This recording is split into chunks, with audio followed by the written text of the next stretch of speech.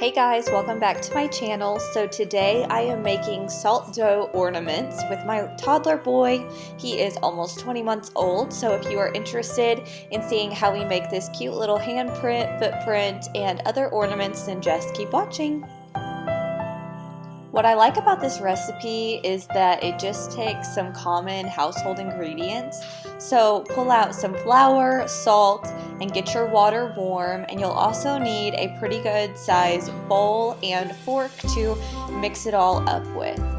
So let's go ahead and get started. Alright, you will need 2 cups of flour, and that is just your regular self-rising flour, and then you will also need a cup, just 1 cup of salt, and that is actually a lot of salt. It's a lot more than I thought it would be, and I ran out, so make sure that you have a lot of salt in stock at your house. So I had to improvise and get a little mini one from a picnic set, but we got the job done.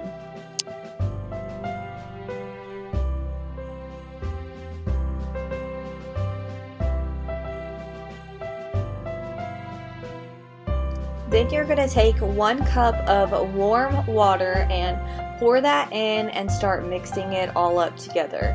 You want to make sure that the water is warm so it activates the dough really well. And it doesn't take that long to mix up, but it will start to harden up pretty quickly, so you want to make sure and stir it up quick. And it'll start to get this consistency right here. That means it's almost done. You want to make sure and get all of the ingredients mixed in really well. This is when a KitchenAid mixer would come in handy. So if you have one of those, I would definitely suggest using it for this recipe. Once your dough is done, you're going to go ahead and get the rest of your supplies set out. You'll need some scissors, some jute, a bunch of cookie cutters, different ones that you want to make ornaments out of. I set out some wax paper, that way I wouldn't get flour all over my kitchen table. And then you will need some paint brushes, a marker to write on, and then a pencil to make the little hole for the jute to go in, and some wipes, and a pizza cutter to cut around the footprint and handprint. So once you have all of that lined out, you're going to go ahead and transfer your dough onto the wax paper. And I'm just put the wax paper on there so I wasn't getting the dough right on the kitchen table. So you might want to do something like that. But I just flattened it out the best that I could with my hands, and then got a rolling pin, and it actually didn't stick to the rolling pin that bad, so I wouldn't worry with like using flour or anything like that. So I just kept rolling it out, and then I started with the cookie cutters. So I picked out which ones I wanted to use and just started placing them throughout the dough. I found that the thinner you can make your dough, the better, because whenever they bake, you have to pretty much get them to dry out completely. So if they're real thick, it'll be hard for them to do that. But once you have the ones you want cut out, then you grab your toddler and you get their footprint on the dough. And this may take a couple of tries. It's alright, it did us. But I got his little foot in there, and he thought it was so funny getting his feet dirty. And then I also did his handprint.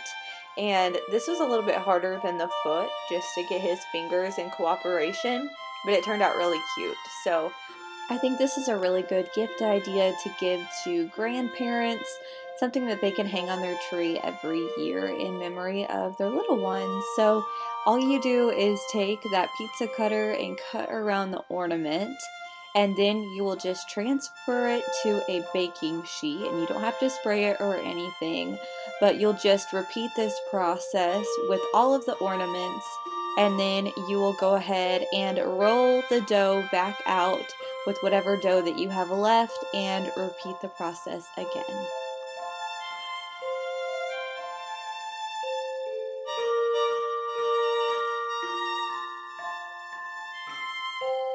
After you cut out all of your ornaments and you get them on your sheet, you need to remember to make little holes to be able to put the jute through so you can tie it through and put them on the tree.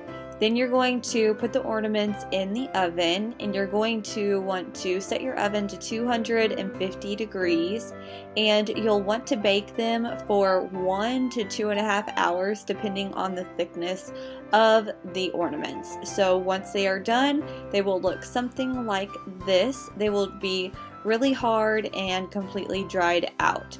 So once you have them nice and cooled, you'll go ahead and tie the jute through them and just make little knots. You don't need a whole lot of it, but you want enough where you can hang it on your Christmas tree. So you just slide it through and then make the little knot at the end, and then you will be good to go.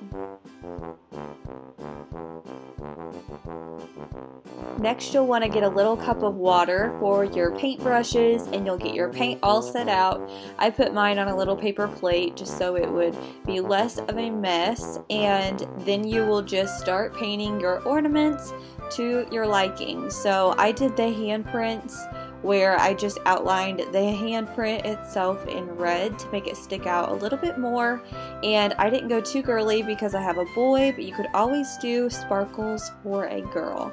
So this is what they ended up looking like. I took that marker and just wrote Brooks's name and the year, and we even made a little ornament with Colt's paw print. So I wrote on there, and then we did his foot paw print in a candy cane kind of design, and then I also had this cute little red truck ornament. So we did that and little snowmans, and I think they turned out so cute. I'm so happy with them, and Brooks did help paint some of them, but it was a little bit messy. So this actually was a 2-day process. We painted them the next day because I didn't have time the day before. So that is the final product. I hope you guys enjoyed this video. If you did like it, please give it a thumbs up and comment down below if you are new to my channel. Thank you guys so much for watching, and I will see you in my next video. Bye guys.